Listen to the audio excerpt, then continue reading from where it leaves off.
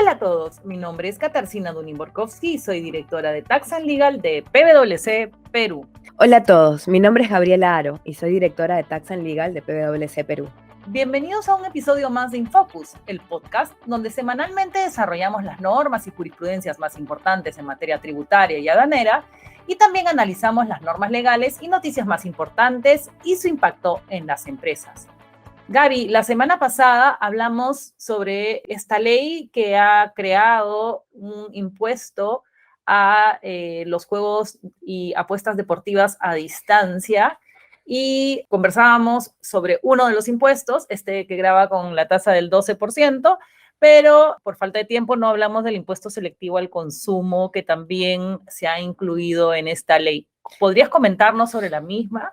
Entendemos que por una falla en la técnica legislativa, este impuesto selectivo al consumo que se pretende imponer a las actividades no sería aplicable, ¿no?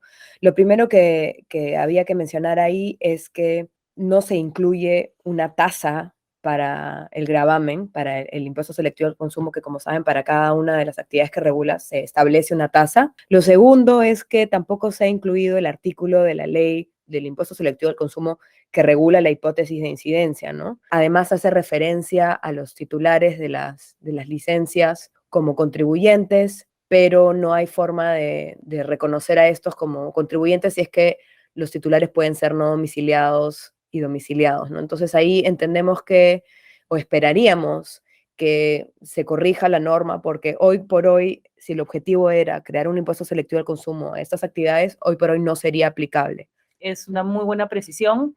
En todo caso, tendremos que esperar no al reglamento para el caso del impuesto selectivo al consumo, sino a una nueva ley que modifique la ley recientemente aprobada. Gaby, ¿qué más tenemos en el episodio de hoy? Hoy vamos a conversar con René Garrido, gerenta del área de litigios de PwC Perú, que nos va a comentar sobre una sentencia de casación, la número 27444-2018, que recientemente ha sido publicada y que discute un poco el tema del pago de intereses moratorios sobre los pagos a cuenta del impuesto a la renta. Hola René, bienvenida a este episodio. Hola Kitty, hola Gaby, buenas tardes. En primer lugar, gracias a ustedes por permitirme participar en este espacio y poder compartir con sus oyentes. René, una cuestión anecdótica es que esta casación tiene el mismo número que la Ley de Procedimientos Administrativos General, ¿correcto? 27444. Efectivamente, esta casación coincidentemente tiene el número de la Ley del Procedimiento Administrativo General. René, como para poner un poco en contexto, entendemos que esta casación está cambiando un criterio anterior de otra casación de la Corte Suprema con relación a si son aplicables o no los intereses moratorios en los pagos a cuenta del impuesto a la renta, en aquellos casos en que luego de la declaración jurada del impuesto a la renta hubieran alteraciones que pudieran cambiar principalmente el coeficiente de los pagos a cuenta. Es importante mencionar que este año el decreto legislativo 1528 introdujo un párrafo en el artículo 34 del Código Tributario señalando expresamente que sí aplican intereses moratorios en los pagos a cuenta del impuesto a la renta si luego de la declaración hubieran alteraciones que cambiaran el pago a cuenta, ¿no? Porque se modificó, por ejemplo, el coeficiente producto de una fiscalización. Entonces, es claro que a partir de la vigencia de esta norma aplican los intereses moratorios en los pagos a cuenta, pero para todos los casos anteriores, digamos, no existía esta norma. ¿Nos puedes comentar un poco sobre qué dice esta casación 27444-2018 y qué decía la anterior?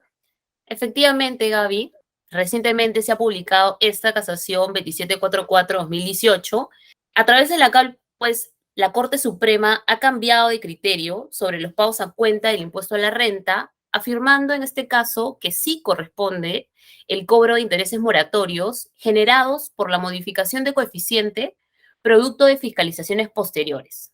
Para entrar en contexto, existía antes una casación, la número 4392 del 2013, a través de la cual la Corte Suprema había establecido como precedente vinculante que no resultaba pertinente ni la interpretación extensiva ni la restrictiva para interpretar disposiciones pues que restringen derechos, ni para normas que establecen obligaciones como es precisamente el caso de los pagos a cuenta y la aplicación de intereses moratorios según nos indica el Código Tributario. En ese caso, materia de análisis, la Corte Suprema concluyó que tratándose de pagos a cuenta no podía exigirse intereses moratorios si estos se habían realizado de forma oportuna e íntegra. Es decir, si es que habían sido abonados tomando en cuenta los datos existentes en el momento de la liquidación, independientemente de si existía posteriormente una modificación. Por ejemplo, tenemos el caso del pago a cuenta de marzo del 2018, que según la norma se determinaba aplicando un coeficiente sobre los ingresos netos de ese mes. Este coeficiente se obtiene de lo declarado en el ejercicio anterior, es decir, de lo declarado en el año 2017.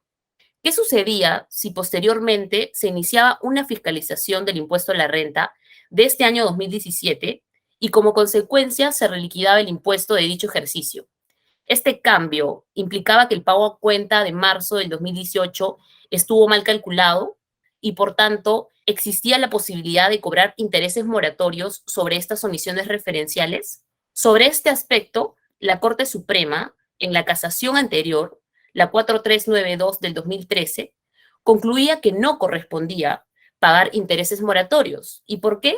Porque el contribuyente, para declarar el pago a cuenta de marzo del 2018, había tomado en consideración los datos existentes al momento de su abono, es decir, los datos que estaban en la declaración jurada original del año 2017.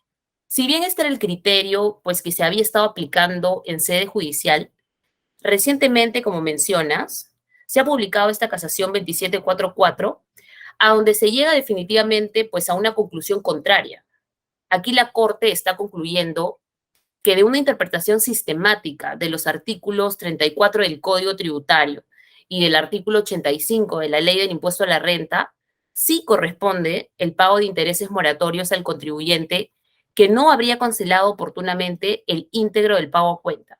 Para resumir, ¿cuáles son las razones que nos da la Corte Suprema ahora para llegar a una conclusión contraria? Como punto principal, está considerando que una característica elemental del pago como forma de extinguir la obligación es el principio de integridad. Es decir, considera que si el pago se hace de manera parcial o de manera incompleta, no podrá ser considerado oportuno, puesto que no va a lograr extinguir la totalidad de lo adeudado dentro del plazo que establece la ley. Tomando en consideración ello, pues la Corte está considerando que en este caso sí existe sustento para el cobro de intereses moratorios. Como vemos, son dos criterios totalmente diferentes y si bien no formalmente se ha sustituido este precedente anterior, en la práctica sí vemos que existe un cambio de criterio bastante importante a considerar.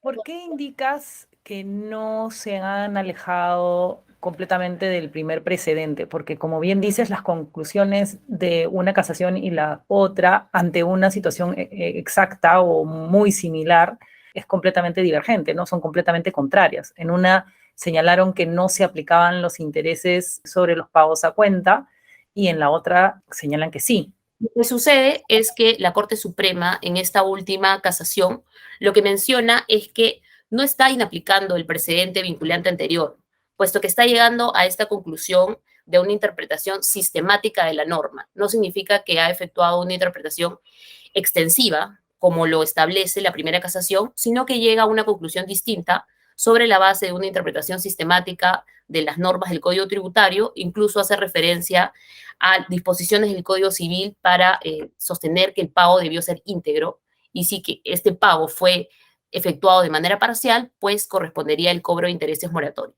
René, en tu experiencia, la casación 4392 estaba siendo, bueno, el criterio que recogía la casación 4392 del 2013, ¿estaba siendo aplicada en sede administrativa por la SUNAT o por el Tribunal Fiscal? Es decir, ¿había, digamos, consenso respecto de la aplicación de este criterio?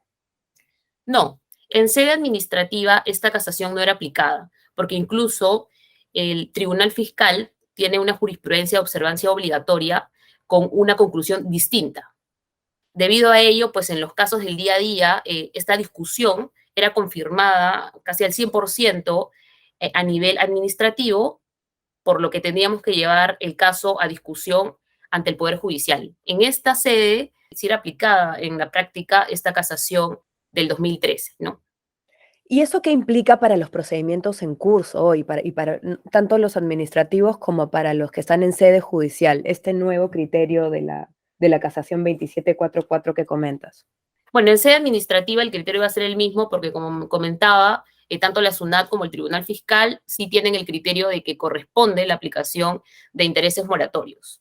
Para la sede judicial, si bien es cierto, esta última casación está referida a un caso en particular y, bueno, no constituye un precedente vinculante según lo previsto por el artículo 36 de la ley que regula el proceso contencioso administrativo, ni tampoco ha reemplazado o sustituido el precedente vinculante contenido en la casación anterior, la 4392, pues no cabe duda de que es una casación que se ha pronunciado en un sentido totalmente contrario y que su publicación genera incertidumbres en los contribuyentes, puesto que hasta antes de la emisión de esta sentencia, pues parecía ser claro que a nivel judicial se tenía ya un criterio de que no correspondía el cobro de intereses moratorios en pagos a cuenta si estos pues se habían efectuado sobre la base de los elementos existentes a la fecha de su abono. Esto ya no va a ser así. Entonces, esta publicación de esta reciente sentencia va a generar un ambiente de incertidumbre para los contribuyentes y tendremos que revisar los casos a efecto de poder plantear los argumentos de defensa para oponernos a lo que ha señalado la casación en esta última sentencia publicada. René, ¿qué ha pasado recientemente en relación a este tema? Entiendo que, como bien dijo Gaby al inicio, tenemos un nuevo decreto legislativo, el 1528. No sé si para terminar podrías concluir contándonos en relación a este dispositivo legal. Sí, Kitty, efectivamente, a partir de la entrada en vigencia del decreto legislativo 1528, que entró en vigencia precisamente el 4 de marzo de este año, se incorporó pues un párrafo en el artículo 34 del Código Tributario. ¿Qué es lo que menciona este nuevo párrafo? Que serán aplicables los intereses moratorios, aún cuando con posterioridad al vencimiento de la determinación de la obligación principal, es decir, de la determinación del impuesto a la renta, si hubiese modificado la base de cálculo del pago a cuenta o el coeficiente aplicable, ya sea por efecto de la presentación de una rectificatoria o de una determinación efectuada por la Administración Tributaria. ¿Qué quiere decir esto? Que a partir de marzo de este año, ya no cabe duda de que la propia norma recoge de que los intereses moratorios sí serán aplicables para el caso de pagos a cuenta. Es decir, si un contribuyente presenta una declaración rectificatoria o la liquidación del impuesto a la renta de un determinado ejercicio es modificada a raíz de un procedimiento de fiscalización, los efectos de esta rectificatoria o fiscalización en el pago a cuenta de los siguientes ejercicios va a generar que se paguen intereses moratorios por el diferencial que hubiese determinado la Administración Tributaria. Muchas gracias, René. Muy claro y muy interesante esta casación que comentas. Con eso concluimos el episodio de hoy y les agradecemos mucho por acompañarnos.